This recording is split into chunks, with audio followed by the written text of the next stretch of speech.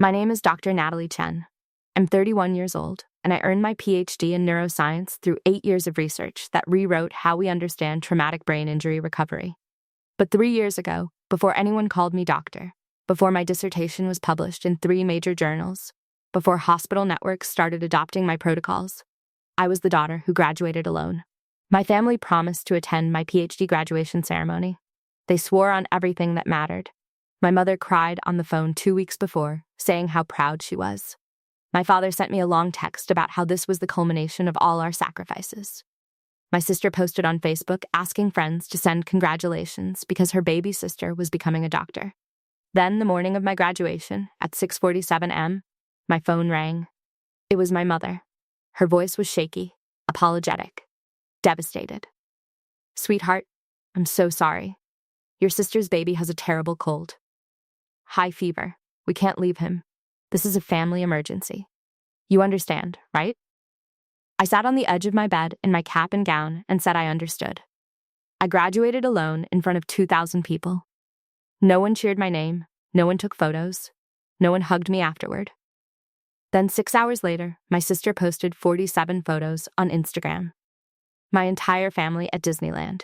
Her desperately sick baby laughing on carousel horses, eating cotton candy, wearing Mickey Mouse ears. The caption read, "Family Day. Making memories." I screenshotted every single photo. I saved every timestamp. I said nothing to anyone. But 3 years later, when my sister texted asking me to write her graduate school recommendation letter, I attached those screenshots with one sentence. "I hope your professors are more honest with you than our family was with me." Before I tell you what happened after I sent that email and how my family responded when they realized I'd kept receipts for 3 years, tell me, what time is it for you right now? Where are you watching from? And what's the weather like where you are? Does it match your mood tonight? I'm curious to see how far this story will travel.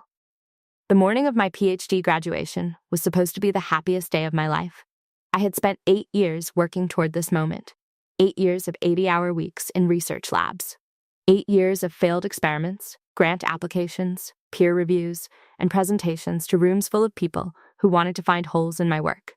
8 years of surviving on coffee and instant ramen while my high school friends bought houses, got married, had children, and built lives that looked stable and normal. I had sacrificed everything for my education. Relationships ended because I was always in the lab. Friendships faded because I couldn't make weekend trips or spontaneous plans. I missed birthdays, holidays, weddings, baby showers, all of it, because I was chasing something bigger than myself. My research focused on neuroplasticity in traumatic brain injury patients. Specifically, how targeted cognitive exercises during the first 72 hours post-injury could dramatically improve long-term recovery outcomes. It started as a question during my master's program and became an obsession that consumed my entire doctoral thesis. By my 7th year, I had preliminary data showing that early intervention protocols could reduce permanent cognitive impairment by up to 43% in moderate TBI cases. By my 8th year, I had a complete study, 3 published papers, and a dissertation defense scheduled for April. My family knew all of this. They had listened to me talk about my research at every holiday dinner. They had seen me cry when experiments failed. They had watched me celebrate when grants came through. They knew this degree wasn't just a piece of paper. It was proof that 8 years of sacrifice had meant something. So when my graduation date was set for May 18th, I told them immediately. I sent a group text to my parents and my sister with the ceremony details. Time, location, parking information, everything. My mother, Patricia, responded within minutes. "We wouldn't miss this for the world, sweetheart. Your father and I are so proud." My father, David, sent a thumbs-up emoji and already requested time off work. "This is huge, Nat." My sister, Melissa, called me that night, excited and emotional. "Natalie, oh my God, my baby sister is getting a PhD. I'm bringing Jake and the baby. We're making this a whole family trip. I'm so proud of you." I cried on the phone with her. Happy tears, grateful tears. The kind of tears that come when you finally believe that people see your hard work and value it. That was my first mistake, believing them. The weeks leading up to graduation were chaos. I was finishing my dissertation edits, preparing my defense presentation, organizing my research materials for handoff to the next doctoral candidate, and trying to find an apartment in a new city because I'd accepted a postdoctoral fellowship at a hospital 3 states away. I barely slept. But every time I felt overwhelmed, I thought about my family sitting in that audience. I thought about my mother crying proud tears, my father taking photos, my sister cheering when they called my name. It kept me going. 2 weeks before graduation, my mother called. "Natalie, what should I wear? I don't want to be underdressed. This is a formal event, right?" I laughed. "Mom, wear whatever you want. You'll look great. I'm thinking the navy dress, the one I wore to Melissa's wedding. Does that work?" "That's perfect, Mom." She paused. "I just want everything to be right for you, honey. You've worked so hard. We're all so excited." I believed her. 1 week before graduation, my father texted, "Got the hotel booked. Arriving Friday night, so we're there early Saturday. You free for dinner Friday?" I told him yes. I made reservations at a nice restaurant near campus. I imagined us all sitting together, celebrating the end of 8 years and the beginning of whatever came next. 3 days before graduation, Melissa sent me a photo of the outfit she'd bought for her son, my nephew Connor. A tiny button-up shirt and khaki pants. He's going to look so handsome cheering for his brilliant aunt. I sent back heart emojis and told her I couldn't wait to see them. I meant it. Then, graduation morning arrived. I woke up at 5:30 a.m., even though the ceremony didn't start until 10. I was too excited to sleep. I showered, did my hair, put on the black dress I'd bought specifically for this day. I laid my doctoral robes out on the bed, the heavy blue velvet with the gold trim that signified my field of study. I took a photo and sent it to the family group chat. "Today's the day. Can't wait to see you all." No one responded immediately. I figured they were still asleep or driving. I made coffee, sat by the window, and watched the sunrise. My phone rang at 6:47 a.m. My mother's name on the screen.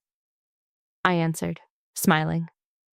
"Mom, are you guys close? Do you need directions too, Natalie?" Her voice stopped me. It was wrong. Shaky. Upset. My stomach dropped. "Mom, what's wrong? Are you okay? Honey, I'm so sorry. Connor woke up with a terrible fever last night, 102 degrees. He's been crying all night. Melissa is beside herself. We can't bring a sick baby on a 3-hour drive. We have to stay home." I sat very still, the phone pressed to my ear, trying to process what she was saying. "Is he okay? Did you take him to a doctor?" "We're taking him to urgent care this morning. It's probably just a virus, but Melissa is terrified. You know how she gets with the baby." I did know. Melissa was an anxious mother. Every sniffle was a crisis. Every rash was a potential emergency. "Okay," I said slowly, "so maybe just you and Dad can come? Melissa can stay home with Connor?" My mother's silence lasted too long. "Sweetheart, we can't leave Melissa alone with a sick baby. She needs us. This is a family emergency." Family emergency. Those words echoed in my head. "Mom, this is my PhD graduation. I know, honey, and we're devastated. But Connor is sick. You understand, right? You're a scientist. You know babies come first." I wanted to scream. I wanted to say that I had spent 8 years working for this day, that I had invited them months ago, that they had promised.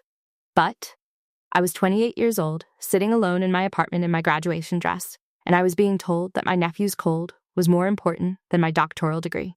"You understand, right?" My mother repeated. I looked at my robes on the bed, at the empty chair I'd been saving for them in my mind. "Yeah," I said. "I understand. We're so proud of you, Natalie. We'll celebrate when you visit next month. I promise." She hung up. I sat there for a long time, holding the phone, waiting to feel something other than numb. Then I got dressed, put on my robes, and drove to campus alone. The graduation ceremony was held in the university's main auditorium, a massive space that seated 2,000 people. Doctoral candidates sat in the front rows, arranged by department. Behind us, the seats filled with families. Parents with cameras, siblings with balloons, grandparents with proud smiles. I sat in my assigned seat and watched everyone else's families arrive.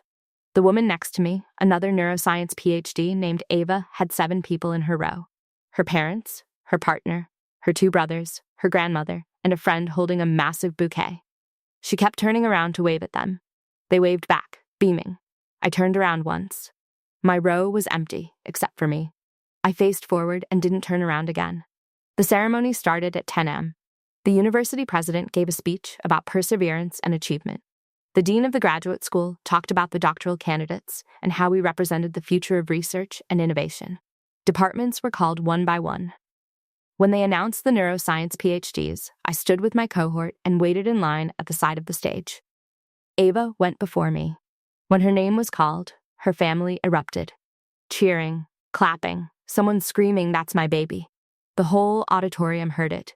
She walked across the stage glowing. Then they called my name. Dr. Natalie Chen, PhD in neuroscience, dissertation titled Neuroplasticity and Early Intervention Protocols in Traumatic Brain Injury Recovery. I walked across the stage in silence. No cheers. No clapping beyond the polite applause from strangers. No one screaming my name. I shook the president's hand. I accepted my diploma. I smiled for the official photographer.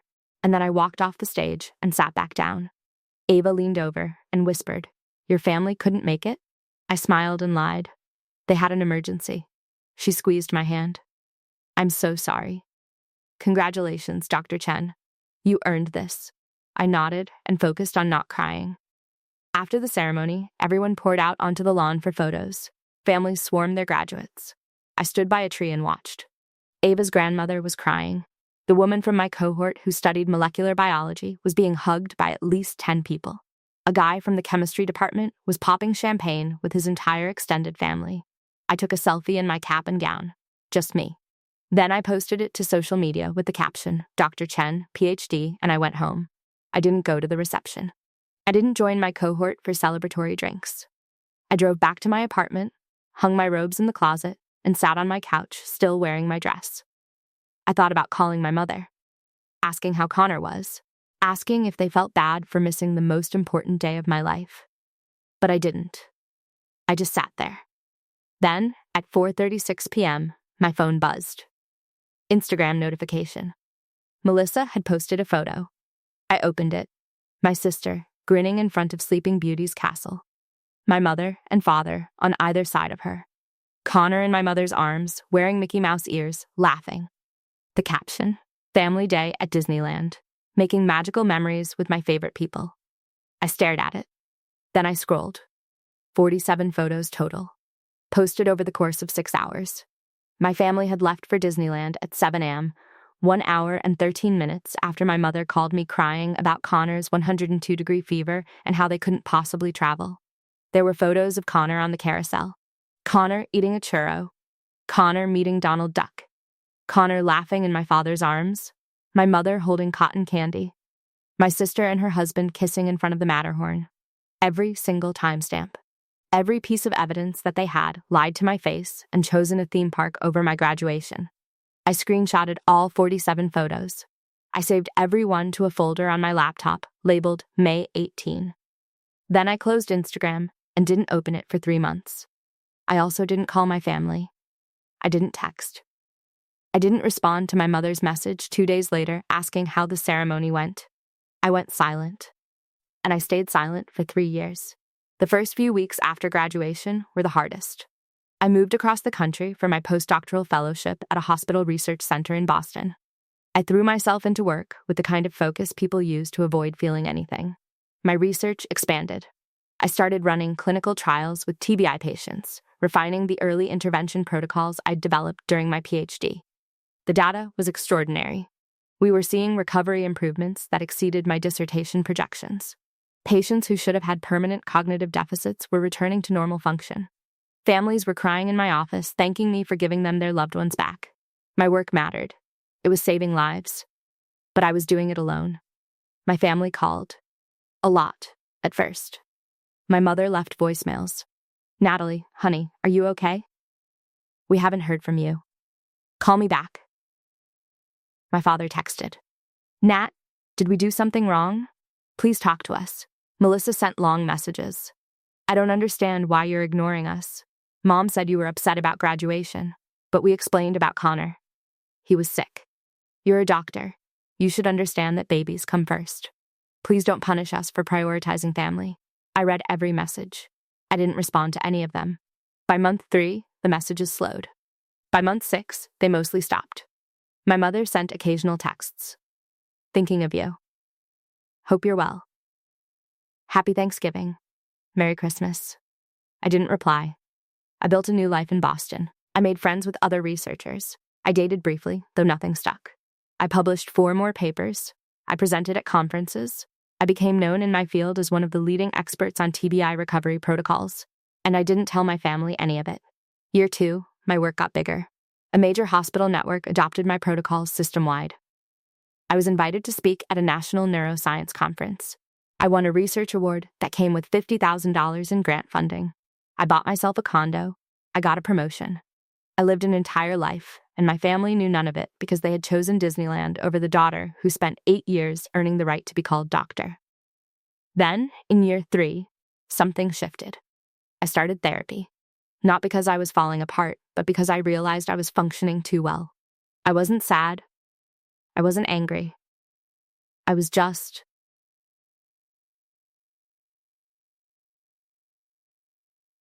empty. My therapist, Dr. Rohini Kapoor, asked me in our 4th session if I'd grieved the loss of my family. I didn't lose them, I said. I chose to stop talking to them. Did you? She asked. Or did they choose Disneyland? I didn't have an answer for that. Dr. Kapoor assigned me homework. Write a letter to your family. You don't have to send it. Just write what you wish you'd said. I went home and opened my laptop. I pulled up the folder labeled May 18. I looked at all 47 screenshots. My sister's Instagram posts. My family's smiling faces. The timestamps that proved they'd been at Disneyland while I walked across the stage alone.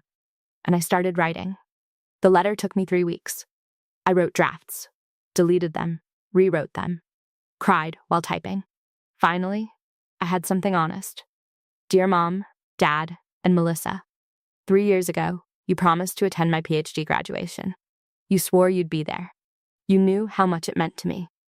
Then the morning of the ceremony, you called and said Connor was sick. You said it was a family emergency. You said you couldn't leave him. I believed you. I graduated alone. No one was there to cheer for me.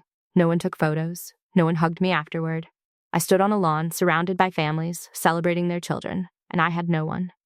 Then, 6 hours later, Melissa posted 47 photos from Disneyland. Connor wasn't sick. You lied. You chose a theme park over your daughter's doctoral graduation. You chose churros and carousel rides over 8 years of my life. And when I stopped responding to your calls, you acted like I was punishing you for prioritizing family. But here's what you don't understand. I am family, and you deprioritized me. You've called me dramatic. You've said I'm holding a grudge. You've told extended relatives that I'm distant and cold, but you've never once apologized for lying to me on the most important day of my life. So here's what I need you to know. I don't need your apology anymore. I don't need your explanation. I don't need you to understand why what you did was unforgivable. I just need you to know that I'm done. Done pretending your love comes without conditions. Done believing that family means showing up. Done hoping you'll see me as someone worth celebrating. I'm Dr. Natalie Chen. I have a PhD in neuroscience. I run clinical trials that save lives. I've published papers that are changing how hospitals treat traumatic brain injuries. I own a home. I have a career. I have a life. And I built all of it without you. Because on May 18th, 3 years ago, you taught me that I had to. Sincerely, the daughter you left behind for Disneyland. I read the letter 50 times. I cried every time. Then I saved it in a folder and didn't send it. Because Dr. Kapoor was right. I didn't need them to read it. I needed to write it. 2 weeks later, my sister texted me for the first time in 8 months. Hey Nat, hope you're doing well. I have a huge favor to ask. I'm applying to graduate school, and I need a recommendation letter from someone with a PhD. Would you write one for me? I know we haven't talked much lately, but you're my sister, and I really need this. Please? I stared at that message for 10 minutes. My sister. The one who posted 47 photos from Disneyland while I graduated alone. The one who told me I was punishing the family for prioritizing a sick baby who wasn't actually sick. The one who never apologized. She wanted me to help her get into graduate school. I opened my laptop. I pulled up the folder labeled May 18. I attached all 47 screenshots to an email. Then I wrote one sentence. Melissa, I hope your professors are more honest with you than our family was with me. And I hit send. The response came in 4 minutes. My phone exploded. Melissa called 6 times in a row. I didn't answer. She texted, "What the hell, Natalie? Why would you send Emmy that ARE? You seriously still mad about graduation? That was 3 years ago. Get over it." Then my mother called. I didn't answer. She left a voicemail. Her voice was shaking. But this time, it wasn't apologetic. It was angry. "Natalie Marie Shen, I don't know what has gotten into you, but sending those photos to your sister was cruel. You're holding a grudge over something we've explained multiple times. Connor was sick. We made the best decision we could as parents. You're a grown woman. Act like it." Then my father texted, "Disappointed in you, Natalie. Family doesn't treat family this way." I turned my phone off. I went to work. I ran my clinical trial sessions. I reviewed patient data. I met with my research team. I functioned. When I turned my phone back on that night, I had 23 missed calls, 47 text messages, and 12 voicemails. I deleted all of them without reading or listening. Except one. It was from my mother's sister, my Aunt Jade. She had texted, "Natalie, your mother called me crying. She said you're refusing to help Melissa and dredging up old grudges. I don't know the full story, but I know you. You're not cruel. Call me when you're ready." I called her.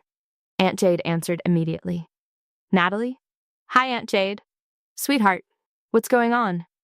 Your mother is a mess." I took a deep breath. "Did she tell you what happened 3 years ago? She said Connor was sick on your graduation day and you've never forgiven them for missing it. Did she tell you they went to Disneyland?" Silence. "What?" I told her everything.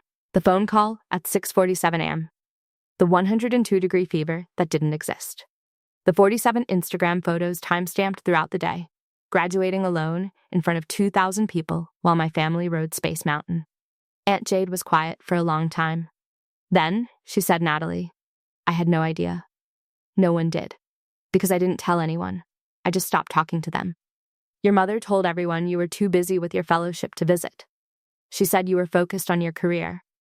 I laughed, but there was no humor in it. I was focused on my career. Because I didn't have a family. Aunt Jade sighed. "What do you need from me, sweetheart?" "Nothing. I just needed someone to know the truth." "Does Melissa know about the screenshots?" "She does now." "What did you say to her?" I sent her the 47 photos and told her I hope her professors are more honest than our family. Aunt Jade was silent again. Then she said something that surprised me. "Good." "What?" "Good."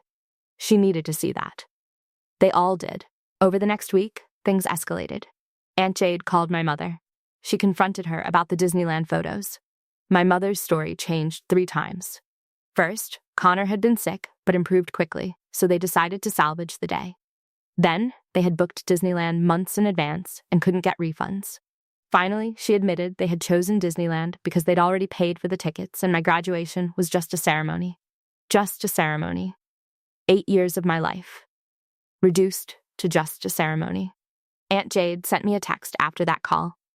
"Your mother is refusing to apologize. She says you're too sensitive and that you've always been dramatic about school stuff.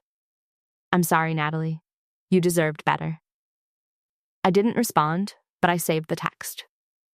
More family members started reaching out. My cousin Marco texted, "Yo, Nat, heard about the graduation thing. That's messed up. You good?" My Uncle Wei called. "Your aunt told me what happened. I'm sorry your parents did that. I had no idea you graduated alone."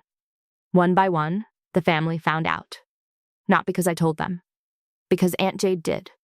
And suddenly my mother's version of events, the one where I was a dramatic workaholic who abandoned my family, started falling apart. Melissa tried a different approach. She sent me an email. Subject: "Can we talk? Natalie, I'm sorry. I didn't realize how much graduation meant to you. I thought it was just another school thing, and Connor really did have a fever that morning. It went down by the time we left for Disneyland, but I know that doesn't excuse not telling you. I should have been honest. I'm asking for your help with my recommendation letter, not because I think you owe me, but because you're brilliant and accomplished, and I'm proud of you. I know I haven't said that enough. Can we please start over? Love, Melissa." I read it twice. Then I replied, "Melissa, Connor's fever went from 102 to normal in under an hour? That's not how fevers work. You're lying. Again. You chose Disneyland because you wanted to go to Disneyland. Not because Connor was sick. Not because you had non-refundable tickets. Because you didn't think my graduation mattered as much as a theme park. You're not sorry you did it. You're sorry I kept receipts. I won't write your recommendation letter. Not because I'm holding a grudge, but because I don't recommend people I don't trust. And I don't trust you. Good luck with your application. Natalie, she didn't respond. My mother tried one more time. She showed up at my condo. I have no idea how she got my address. She rang the doorbell on a Saturday morning at 9 a.m. I opened the door in my pajamas, coffee in hand, and found her standing there with red eyes and trembling hands. Natalie, please, can we talk? I looked at her for a long time. The woman who had raised me, taught me to read, helped me with science fair projects, told me I could be anything I wanted. The same woman who had lied to my face and chosen Disneyland over my doctoral graduation. No, I said, and I closed the door. She knocked for 5 minutes. I didn't answer. She left a note under the door. I threw it away without reading it. That was the last time she tried. It's been 3 years since I sent those screenshots to Melissa. 6 years since I graduated alone. I'm 31 now. I'm the director of a traumatic brain injury research center at one of the top hospitals in the country. My protocols are used in 47 hospitals across North America. I've published 18 papers. I've trained 23 fellows. I've saved lives I'll never meet. Last month, I was invited to give a keynote speech at an international neuroscience conference in Toronto. 3,000 attendees. My face on a screen 40 feet tall. My research cited by colleagues from 12 countries. After my speech, a woman approached me during the reception. She was in her 50s, elegant, with kind eyes. Dr. Chen? I had to introduce myself. I'm Dr. Helena Ruiz. I run a TBI clinic in Mexico City. We've implemented your protocols, and our patient outcomes have improved by 38%. You're changing lives. I thanked her. We talked for 20 minutes about research, about challenges and implementation, about the future of TBI treatment. Then she asked, how did you stay motivated during your PhD? 8 years is a long time. I thought about that question. About the nights I'd cried in the lab. About the grants that were rejected. About graduating alone while my family rode teacups at Disneyland. I had something to prove, I said. To myself. She smiled. Well, you proved it. Your parents must be incredibly proud. I smiled back. I wouldn't know. She looked confused, but didn't push. After the conference, I flew home to Boston. I walked into my condo, kicked off my heels, and checked my phone. I had a text from Melissa. 1 sentence. I saw your keynote speech on the conference live stream. Congratulations. I stared at it. Then I blocked her number. I don't need her congratulations. I don't need my parents' pride. I don't need my family to validate that 8 years of work and 6 years of silence were worth it. I know they were. Because I'm Dr. Natalie Chen. I run a research center that's changing how the world treats traumatic brain injuries. I own a home I bought with money I earned. I have colleagues who respect me, patients who thank me, and a career that will outlive me. I built all of it alone, not because I wanted to. Because on May 18th, 6 years ago, my family taught me that if I wanted to be celebrated, I'd have to do it myself. They chose Disneyland over my graduation. They lied about a sick baby. They posted 47 photos while I walked across a stage alone. And when I stopped talking to them, they called me dramatic. But here's what they'll never understand. I'm not dramatic. I'm just done. Done forgiving people who don't apologize. Done making excuses for people who chose a theme park over their daughter. Done hoping they'll see my accomplishments and regret their choices. They missed my graduation. They'll miss everything else too. And I'm okay with that. Because I didn't need them in the audience to become Dr. Chen. I just needed to prove to myself that I could. So tell me honestly, if your family lied about an emergency and chose a theme park over the biggest day of your life, would you forgive them, expose them, or walk away forever? I'll be reading your answers. Our team puts a lot of care into creating fictional stories that feel intense, emotional, and full of useful life lessons. This story is not based on real events, and it's made only for entertainment, education, and reflection. We hope viewers can take away a message about self-worth, boundaries, and the strength it takes to choose yourself when family chooses something else. Thank you for watching.